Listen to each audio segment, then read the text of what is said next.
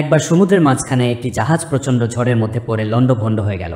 সেই জাহাজে বেঁচে যাওয়া এক যাত্রী ভাসতে ভাসতে এক নির্জন দ্বীপে এসে পৌঁছাল। গান ফেরার পর প্রথমেই সে আল্লাহর কাছে প্রাণ খুলে শুকরিয়া জ্ঞাপন করল তার জীবন বাঁচানোর জন্য।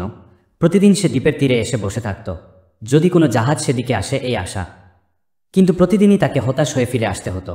এরই মধ্যে সে সমুদ্র তীরে থাকার জন্য একটা ছোট ঘর তৈরি করল এবং সমুদ্রের মাছ শিকার করে ও বন থেকে ফল আহরণ করে খেয়ে বেঁচে থাকে।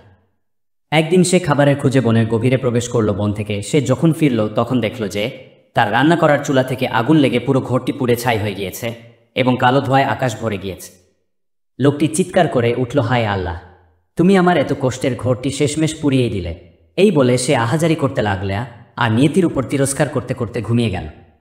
পরের দিন সকালে এক জাহাজের আওয়াজে তার ঘুম ভাঙল। জাহাজটি সেই দ্বীপের দিকে তাকে উদ্ধার করার জন্যই আসছিল। সে অবাক হয়ে বলল, তোমরা কিভাবে জানলে যে আমি এখানে আটকা পড়ে আছি? জাহাজের ক্যাপ্টেন জানালো, তোমার জ্বালানো ধোঁয়ার সংকেত দেখেই তো আমরা তোমাকে উদ্ধার করতে এসেছি।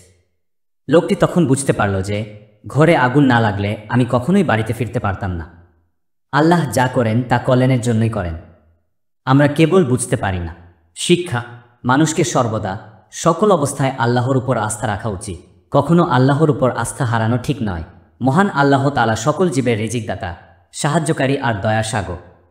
কাজেই প্রতিটি মুহূর্ত, প্রতিটি পদক্ষেপে বান্দা আল্লাহর উপর আস্থা রেখেই চলা প্রয়োজন।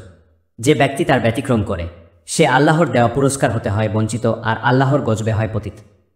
এটাই হয়ে আসছে দুনিয়া সৃষ্টির পর থেকেই।